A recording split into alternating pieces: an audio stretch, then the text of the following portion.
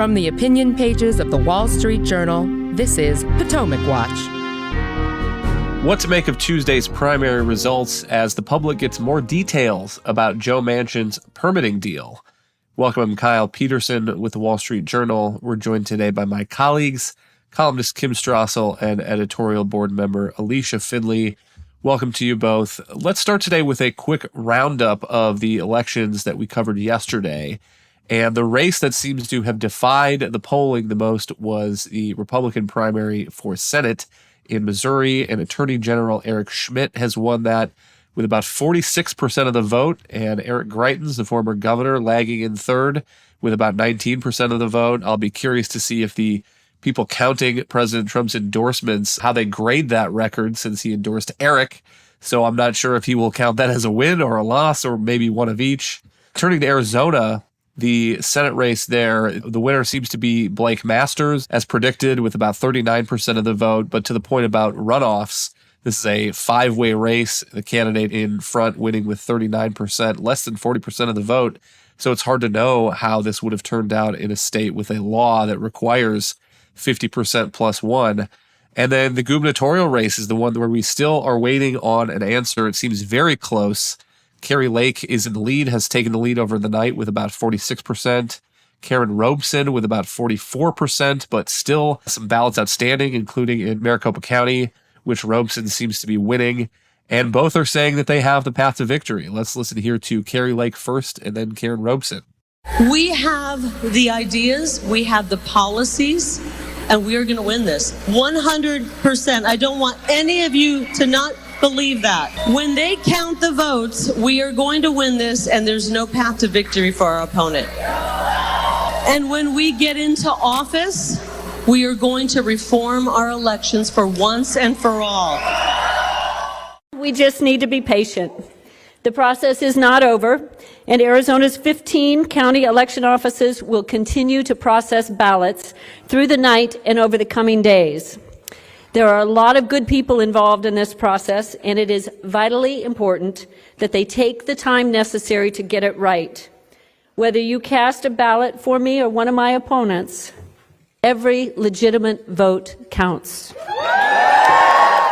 And the Democratic nominee for governor, as expected, is the Secretary of State, Katie Hobbs. And so if Kari Lake wins that, Kim, it looks like we might end up with this debate going toward November about the 2020 election. I guess, what do you make of these results or anything else that stuck out at you on primary night? Well, we could end up having a bigger fight over election laws even before then if both Lake and Robeson come in and the margin is very close.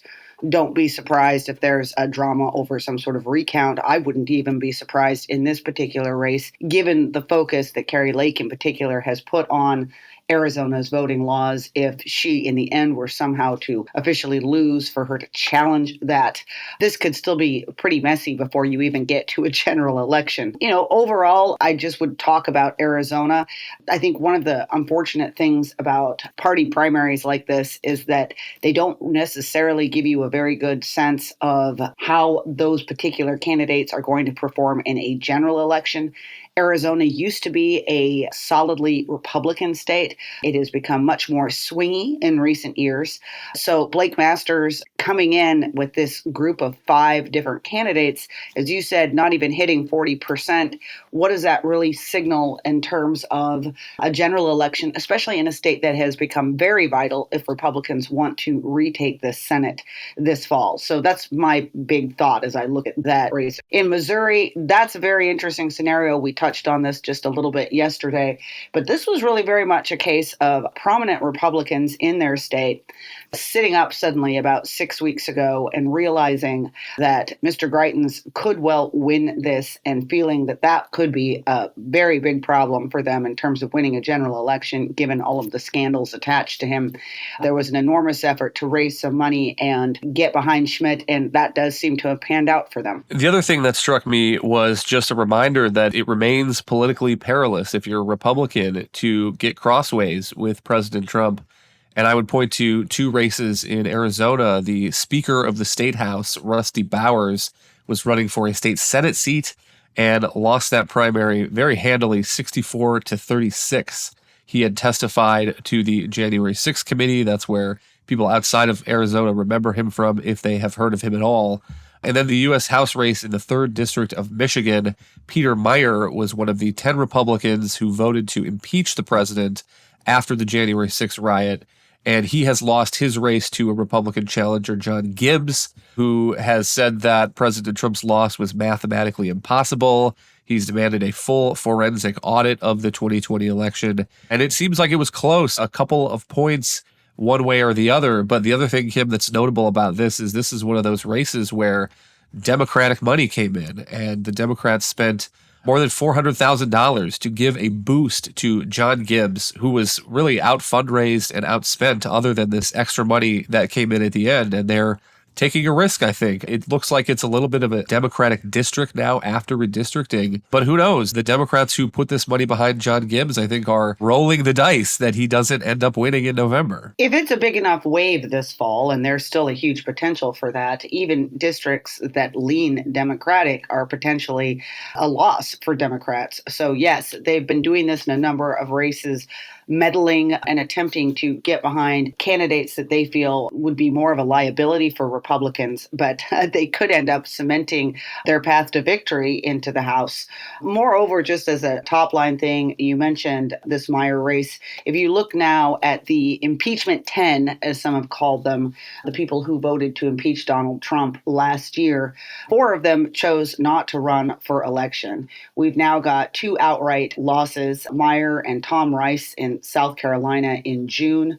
We've got a couple of other people who we're still waiting to see. There were 2 representatives in Washington State, Jamie Herrera Butler and Dan Newhouse. Their races, it's not clear if one or both of them will advance to a general election given their primary system there.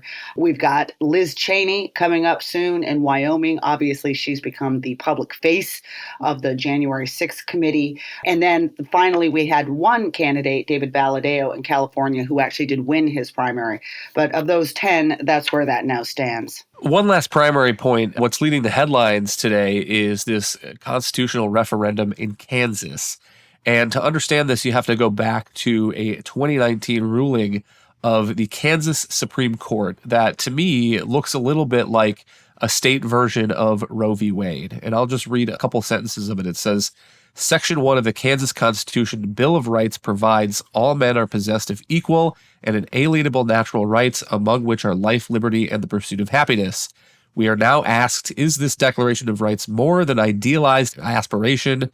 If so, do the substantive rights include a woman's right to make decisions about her body, including the decision whether to continue her pregnancy? We answer those questions yes. So finding some sort of protection for abortion in this expansive language about inalienable rights, life, liberty, pursuit of happiness.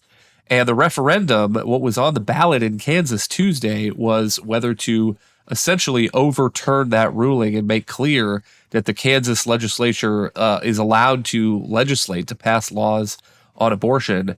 And Alicia, it's notable that it seems to have failed now by close to 20 points, still some ballots being counted there. But the headlines this morning are suggesting that this is going to be a broader theme now as we go towards the November elections, and that Democrats may have some success if they try to make the midterms a referendum on Roe v. Wade, and what the Supreme Court just did overturning that. And I wonder what you make of that argument. First of all, it's kind of interesting. This is Kansas. It's a very conservative, generally Republican state, though in the past, currently it does have a Democratic governor. It's, Sebelius in the past, Kathleen Sebelius, who was the HHS secretary under Obama. She was a Democrat. So it's a little more purple than some people think. In this case, there was a really high Republican turnout, in part because the AG's race really motivated Republicans. But I think that voters actually didn't quite understand what this amendment did. As you pointed out, it would have overruled this 2019 ruling by the Supreme Court that found a right to abortion in the Kansas Constitution, very similar to Roe v. Wade, which I kind of view as judicial activism in law writing. Actually, Kansas, it has currently allows abortion up to 22 weeks. This new amendment would have allowed Kansas to scale it back. I think the opponents of the amendment did a really good job of conflating this with Roe v. Wade and making it seem like abortion would not have been illegal at all. And the proponents didn't really say what they had in mind. on what kind of bounds they would have put on abortion. Would they have made it illegal in case of rape and incest, up to how many weeks?